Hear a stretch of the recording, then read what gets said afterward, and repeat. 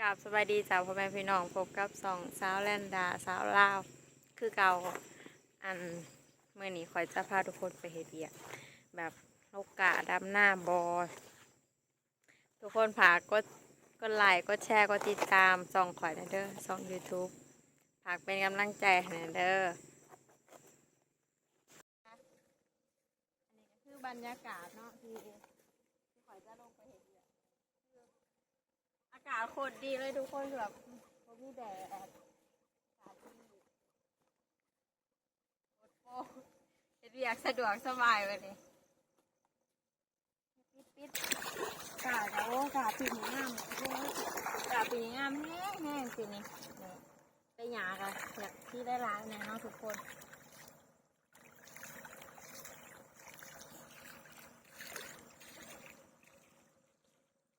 มาโลกาซอยกันเลยเด้อมาดำหน้าซอยนะ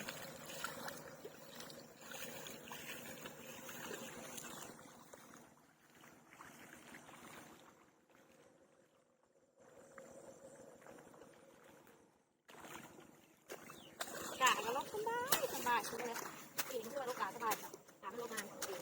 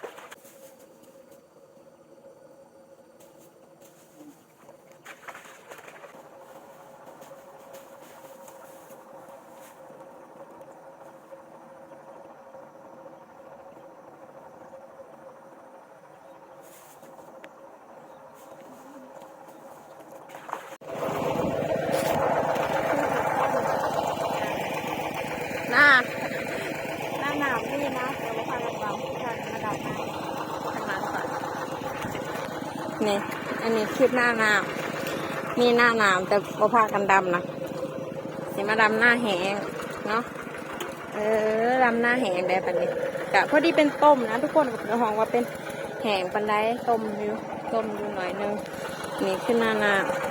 นี่แหละมีหน้าแห้งจ้ะบรรยากาศดีทุกคนตอนนี้กำลังคนกำลังแบบทยอยผมกำลังดินตกกำลังขาดเนาะ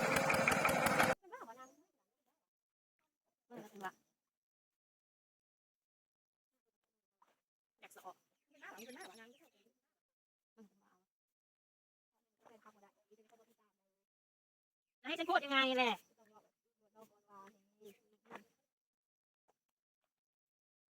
คือเป็นคนอย่างก่อนเตาแบบเด้อสี่ไหมนี่เราซื้อยังก่อนเมียเขาซื้อข้าวหอมเด็กไม่ได้เข้ามาถึงก็เตาแบบอยู่ได้แต่อันข้าวผัดข้าวผัดเลิศ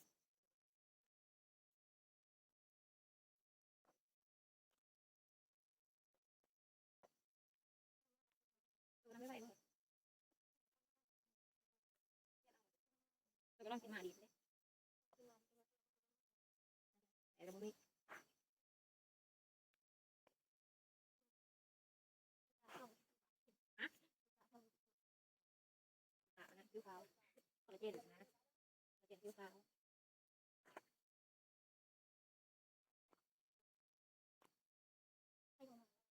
ที่แม่หลับกันกระปะเขาบอกเลยกระปะเอาเงี้ยเขาคุยกันว่าเขาขอตะวันคุยกันเลยขอไปตะวันคุยว่าไงหนังว่าเราว่ากันดังโอ้ยรอได้เป็นครั้งแรกที่ผมเล่น